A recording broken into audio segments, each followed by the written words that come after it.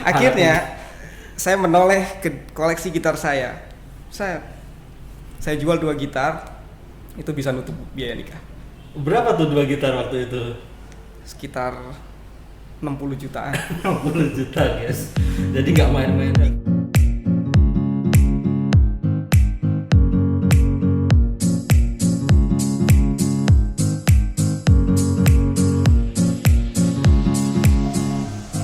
Ya, assalamualaikum warahmatullahi wabarakatuh. Apa Waalaikumsalam. kabar Baik. semua kawan pajak, semoga semua selalu sehat, tetap semangat dan tetap produktif di kala pandemi. Oh, harus. Sore ini kita kedatangan tamu spesial. Lah, tamu. Aku di sini setiap hari loh, tamu ya opo. Wajib podcast kali ini kedatangan tamu spesial, saudara semarga saya, Marga Satwa. Ade Ribut Prasetyo. Yeah. Bersama saya Hendra Prasetyo. Saudara tapi beda bapak beda ibu ya. Beda. Teman saya ini seorang, dia kalau dipanggil sebagai fiskus gitu kayaknya Gak pantas. Pantas ya lah. pantas juga, pantas. Tapi dia lebih terkenal sebagai musisi. Wow. Pengen tahu gimana hebatnya teman saya ini? Wow. Yuk kita lihat video berikut.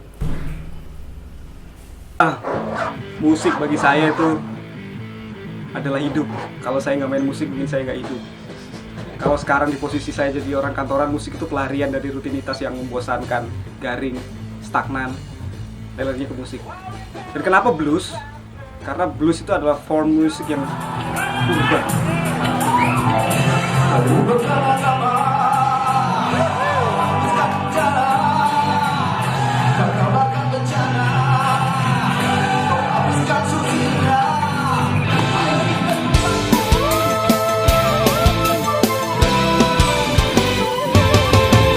Lapor pajak bisa di mana aja, lapor pajak. Oke, sudah nonton kan semua? Nah, ini teman saya udah berdiri di sini.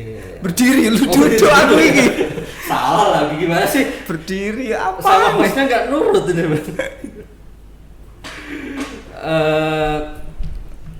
Oke, Pras, kita ngobrol-ngobrol sekarang ya. Gue ngelihat lu ini sebagai, kok lu gue ya? Disensorin nanti. Saya ini mengenal kamu ini lebih ke Pras sebagai musisi ya. Sejak kapan sih sebenarnya suka musik itu? Suka musik, nek suka musik ya sebenarnya dari lahir procot itu udah suka musik. Soalnya bapak saya itu penggemar berat band-band lama. Bapak Band-band saya itu lama, penggemar ya. Rhoma Irama, Rhoma Irama. terus di Purple kayak gitu. Kus Plus, Kus Plus. band-band lama kayak gitu. Jadi, Jadi begitu memang- lahir, ah. ya memang begitu lahir langsung terpapar sama musik. Iya, berarti memang masa kecil, memang dari kecil itu memang sudah sehari-hari itu musik itu Ya, sebagai suatu rutinitas ya. Tapi Musik. kalau lebih spesifiknya, mungkin ada influencer atau ibaratnya kalau memang di keluarga itu ada nggak yang memang menggeluti musik gitu secara serius gitu? kalau dibilang menggeluti musik secara khusus mungkin nggak ada. Tapi Ya. kalau musik sebagai salah satu bentuk dari kesenian Mm-mm. itu ada. Ada. Siapa tuh? Mbah buyut saya, Mbah Kiai buyut? Karim itu adalah seorang dalang. Dalang. Ya? Iya, jadi waktu kecil saya sering diajari nyuluk. Nyuluk. Wah, bumi gonjang ganjing langit kelap-kelap kayak gitu. Dalang ini maksudnya dalang profesional. Profesional. Profesional ya. Dalang wayang kulit. Nah, tapi beliau itu dulu spesialisasinya acara ruatan. Oh, ruatan gitu ya. Tapi ruatan itu kan malah rutin ya sebenarnya Rutin. acara itu ya. Pak? Heeh. Kalau di desa mungkin setahun sekali gitu. Iya, biasanya kan ada acara bersih desa atau kayak gitu. keluarga misalkan mau nikahan kan ada ruatannya Ya, dulu nyunat ke ya, anake, biasanya. Ya, betul, ruatan. Itu. Sampai Mbak. sekarang sampai sekarang kayaknya maksudnya di masyarakat kita juga masih rutin. masih ada. ya. Nah. Masih ada. Terus kalau mulai serius bermusik itu sejak kapan? Maksudnya mulai belajar alat musik gitu, pegang alat musik. Alat musik pertama saya belajar alat musik itu Ya. main gitar. Gitar. Itu kalau nggak salah kelas 4 atau 5 SD gitu. Waktu itu om saya itu kan, omku itu kan pemain gitar lumayan lah. Main gitar. Maksudnya orkes di kampung gitu atau hobi? Enggak, dia hobi main gitar. Hobi, Terus kok ketok enak main-main gitar. Kira aku belajar gitar lihat-lihat sama dia. kelas 4 SD, kalau saya sih masih ngejar-ngejar layangan putus. Habis itu kan main gitarnya serius. Iya. Udah. Kelas 5 itu sempat ikut les les gitar klasik di Yamaha. Di Jombang ya? Tapi cuma bertahan sebulan 2 bulan lah. Karena saya males baca not balok. Males. Akhirnya belajarnya di jalanan. Otodidak. Tahu Itu dasarnya SD, udah. SD. SD kelas 6, kelas 5, kelas 6. Berarti SD tuh kamu udah bisa kunci-kunci tuh jerang-jerang udah lancar berarti ya? Sebenarnya waktu SD kemampuan saya main gitar kayak saat ini itu udah saya dapat waktu kelas SMP kelas 3. Main gitar saya sama kayak saya hari ini. Udah kayak SMP gitu. kelas 3 ya. Berarti memang jago gitar dari kecil ya. SMP udah mulai ikut festival-festival gitu. SMP kelas 2 itu mulai bikin band. Bikin band. Bikin band di kampung. Namanya bandnya itu 32. 32. Nah, kita itu bawain lagu-lagunya Slang Slang gitu. ya, zaman itu bumerang. Era itu apa? Itu sempat tampil beberapa kali di festival-festival lokal di Jombang. Lokal ya, Jombang. SMP kelas 3. Terus SMP kelas 2 itu kalau salah, 32 band itu. Dapat nomor juga, maksudnya atau malah juara nih? Kalau yang SMP itu Belum. 10 besar lah. 10 besar ya? Soalnya cilik itu kan jurine wah. Tapi keren. lawannya waktu itu udah ini, yang dewasa itu maksudnya kelasnya umum ya? Kelasnya umum. Nggak ada pengelompokan junior? Enggak ada. Udah pokoknya ikut Terus gitu. semua boleh ikut. Cuma kita ketok cilik dewe gitu. Nah, itu 32 band. Terus kalau ini SMA berarti naik lagi kelasnya? Wah, SMA itu kayaknya puncak bermusik untuk saya, itu puncak prestasi dalam bermusik itu SMA kayaknya. SMA. Jadi kita ikut festival di mana-mana. SMA dulu di Jombang juga. SMA 2 Jombang. SMA Halo, 2 Jombang. SMA 2 Jombang. Aku alumnimu loh. Harus bangga kalian yang anak SMA 2 Jombang. Nah, aku dulu di SMA itu punya 2 band. 2 band. Yang satu namanya Val Band itu kita khusus bawain lagu-lagu ciptaan sendiri.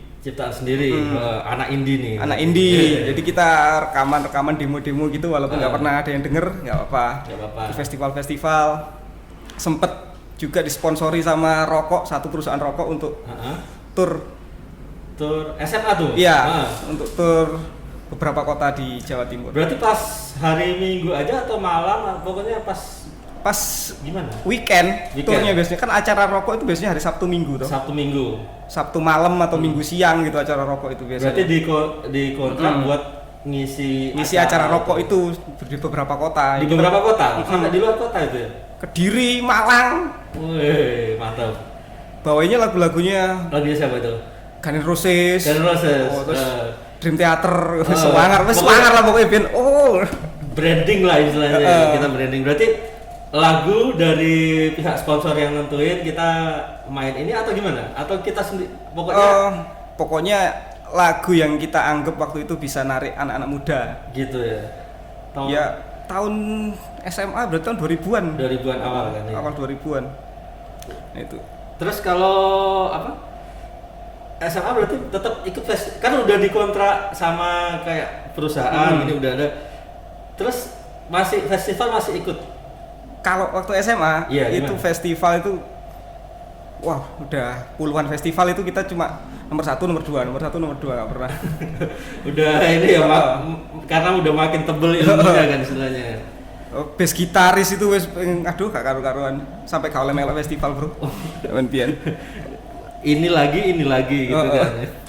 Terus lanjut lagi timelinenya, habis itu kan kuliah kan nggak lama kan ya? Nggak lama kuliah di Jurangmangu itu hampir vakum nggak main musik sama sekali kecuali ngajarin teman-teman saya anak Trenggalek main gitar. Oh gitu. Halo Cak Wipi. SMA terus kerja ya kan? Kerja masih lanjut musikan lagi? Kerja itu kan di penempatannya di Subang, Jawa Barat. Nah, Jawa itu Barat. direksi musik saya berubah. Gimana? Sebelumnya kan saya rock. Rock, Nah, begitu rocknya kayak Dream Theater, Iya. kayak Guns N' Roses gitu. Begitu di Subang, kulturnya beda. Kulturnya beda. Subang itu kulturnya blues rock. Blues rock. Blues rock. Jadi Atau karena teman-temannya waktu itu ngumpulnya sama anak-anak yang suka nge-blues. Jadi ada pengaruh juga. Ada pengaruh di situ. Jadi waktu itu ngumpulnya sama yang paling berpengaruh buat saya itu Om Johannes, yang di Subang, musisi lokal situ. Itu memasukkan blues ke dalam otak saya. Jadi diracuni sama musisi-musisi blues besar dunia kayak B.B. King, Albert King, terus John Lee Hooker, Eric Clapton. Eric Clapton. Nah, itu sejak saat itu Aliran. sejak saat itu berubah. Jadi mainnya lebih cenderung ke blues rock. Nah, kalau blues sama rock itu secara prinsipnya, sederhananya itu kayak gimana sih maksudnya? Kalau Perbedaan dua genre itu. jadi sebenarnya rock itu adalah anaknya blues. Nah, blues itu adalah Lebih tua, berarti? Iya, lebih tua. Blues itu adalah bapak dari semua musik modern. Nah, blues yang dipercepat dengan beat yang lebih cepat, dia jadi rock and roll. Rock and roll. Rock and roll dengan distorsi gitar yang lebih tebal, dia jadi hard rock. Hard rock. Dan seterusnya dan seterusnya. Oh gitu. Jadi nenek moyangnya blues. Berarti sebenarnya dari rock ke blues itu berarti ke musik yang makin senior, Iya, makin makin serius. makin tua kan. Makin ya? menggali, Makin istilahnya akar ya. kita makin menggali ke akarnya. Iya, Di blues iya, itu. iya. Gitu. Terus waktu di blues itu maksudnya kerja itu bermusiknya seserius apa waktu di Bandung? Waktu di Subang Bandung itu serius, kita sampai jadi band reguler di kafe. Di mana tuh? Di Bandung, Di Bandung, di Subang. di Subang. Nah, bandnya itu namanya Apa dulu? The Fools. The Fools. Jadi kita menganggap kita itu orang-orang bodoh yang bermain blues. Gitu.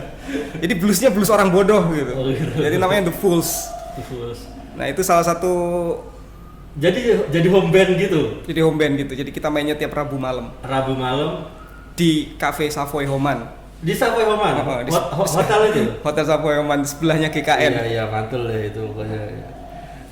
Bintang 5 ya Savoy Bintang Homan. 5. Ya, kelas lah. Berapa orang tuh blues itu? Blues the Fools itu personalnya aku gitar. Gitar vokal. Terus ada Aif live sangat senengnya. Aif itu gitar. Terus ada Ibeng start to drum. Terus Sugi Fadilah bass dulu. Itu yang Fiskus berapa orang tuh? Nggak ada, aku kok. Aku nggak bergaul sama pegawai pajak di sana. Oh, jadi memang itu band profesional. Maksudnya kalau Pras kan sehari-hari maksudnya siang sampai sore, pagi sampai sore kan kerja kantoran. Iya. Kalau mereka tuh full time musisi. Iya. Oh gitu. Full time musisi dan beberapa mahasiswa isi Bandung.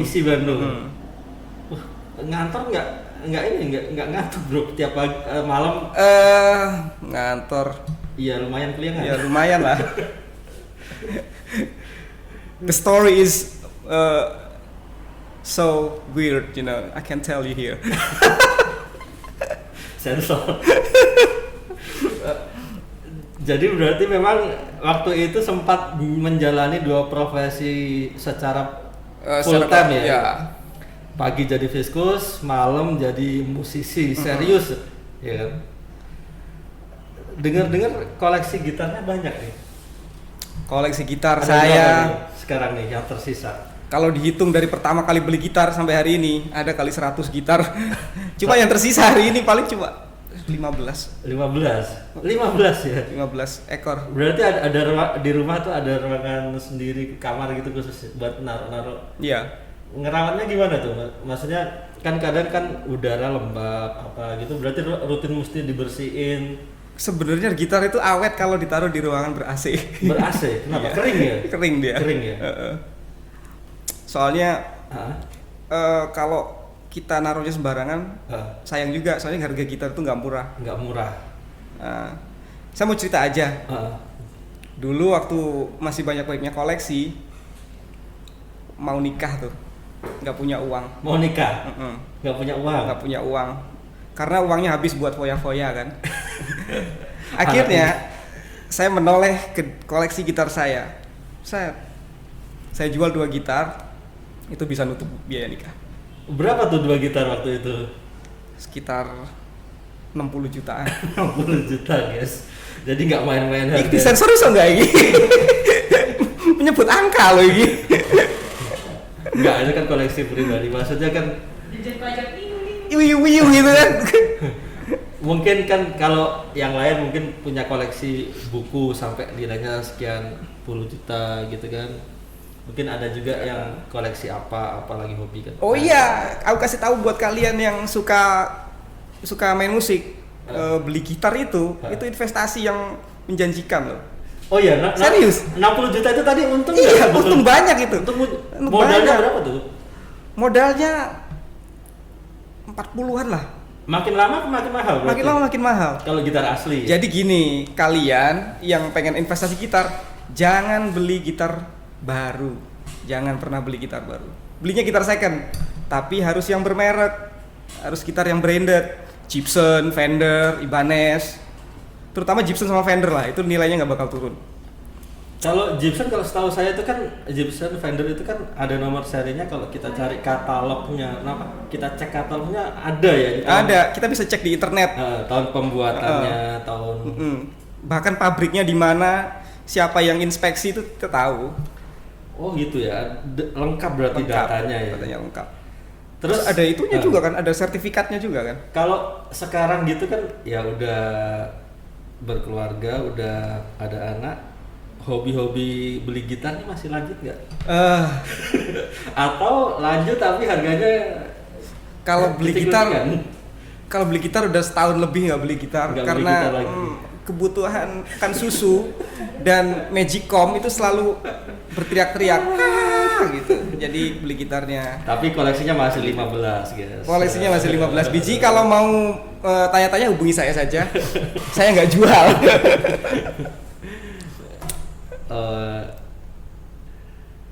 Dari tadi ngomongin gitar, kalian belum tahu kan influence saya dalam bermusik siapa aja loh? Nggak tahu kan? Oh iya, influencernya siapa?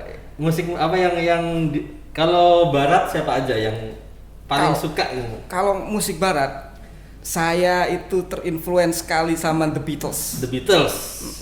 Oke. George Harrison. George Harrison. George Harrison terutama, John Lennon, Paul McCartney, dan Ringo Starr. Itu influence. Nah, itu kan udah semua, Bro. Iya, itu The Beatles.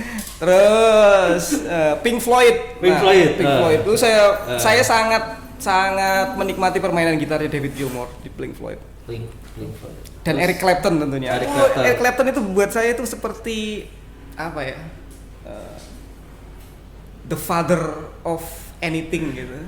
Jadi bocoran dikit nih buat kawan pajak, Mas Pras ini tiap kali kalau misalkan nggak disuruh apa, Pras main musik, dia mainnya Eric Clapton dulu kalau nggak ditentuin.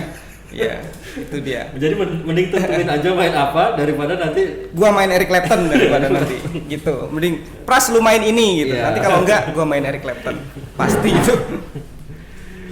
Terus kalau Indonesia Dewa 19 bro. Dewa 19 ya tetap ya. Bala Dewa bro. Iya, Dewa 19 ini memang luar biasa. Padi, Padi, Silaon Seven, Silon Seven.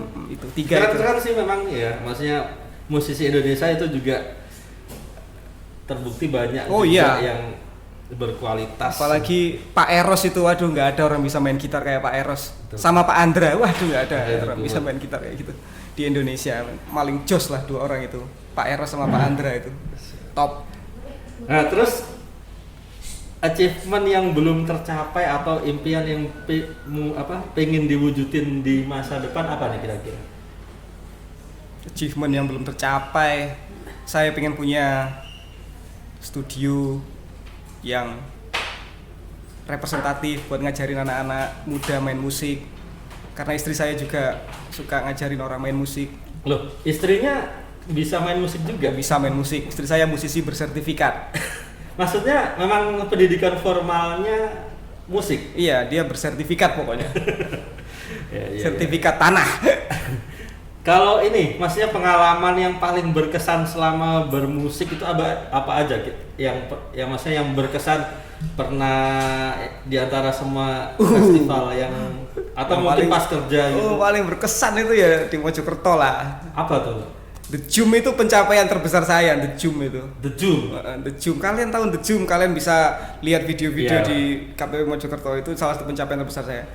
Kita pernah jadi juara pertama dan terakhir Festival Musik Kanwil Jawa, Iya. Jawa Timur 2. Jadi kawan pajak yang belum tahu, The Jum itu grup musik asli home band KPP Pratama Mojokerto 2017 ya itu. 2017. 2017 The Jum ini memenangkan festival musik yang diadakan oleh Kanwil DJP Jatim 2. Nah, setelah menang festival itu, kita diundang ke Jakarta buat jadi bintang tamunya Tex Factor. Faktor. Terus syuting iklan yang itu Lapor Pajak. Hey ho, itu Mas Hendra juga ikut waktu itu. Saya kan cuma stuntman aja pada waktu itu. Itu pencapaian hebat The Jum. Terus akhir-akhir ini ada lagi Apalagi tuh. band kami yang dibentuk sama Kanwil Jatim 2 namanya the apa ya, lupa aku jenenge. Yes pokoknya itulah. Itu masuk finalis Tex Factor ya. 2020. Berarti finalis edisi Covid. Finalis edisi Covid. Edisi Covid. Kalau nggak Covid mungkin nggak finalis. Enggak lah ya. Videonya ada, nanti dicari. Ada ya? Ada nanti. Oke, sebelum kita mengakhiri mungkin Mas Pras punya quotes atau kata-kata yang ingin disampaikan berkaitan dengan musik. Musik itu adalah kehidupan, bro. Musik Itulah adalah kehidupan. kenapa jantung kita berdetak dalam ritme. Kalau jantungmu nggak berdetak dalam ritme, artinya kamu sakit, bro. Oke. Jadi musik itu ritmenya kan Drum, ritme kita. Iya. Nah, jantung kita ini berdetak dalam ritme. Itulah kenapa musik adalah kehidupan, bro. Oke, luar biasa. Terima kasih Mas Pras. Sama-sama, Pak Hendra. Udah hadir di Menyenangkan sekali. Mojok Podcast. Kali ini kita ngobrol-ngobrol santai tentang musik. Ternyata banyak sekali yang kita belum tahu. Dan sekarang kita jadi tahu gimana hebatnya musisi kita ini. Jangan lupa terus pantengin IG dan akun YouTube KPP Pratama Mojokerto untuk mengetahui info dan perkembangan terkini tentang perpajakan. Jangan lupa jaga kesehatan, taati protokol, dan tetap produktif. Sampai jumpa. Sampai jumpa.